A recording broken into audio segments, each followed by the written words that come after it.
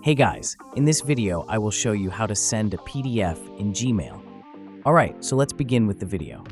First of all, come to Gmail as I've done here, and then what you need to do is make sure you've got the PDF saved and ready.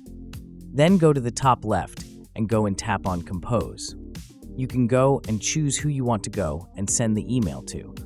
You can type in a subject, and you can then go and type in some text into the main body of the email.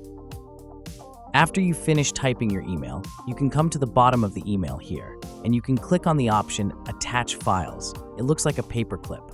And what you then need to do is go and locate the PDF. Go and select it, and you can go and tap on Open, like so, and that'll then go and attach it. And all you need to do is tap on Send, and that's it. It's now gone. So that's basically how you can send a PDF in Gmail. So that's all for this video. Consider subscribing if you find it helpful, and I'll catch you in the next one. Thanks.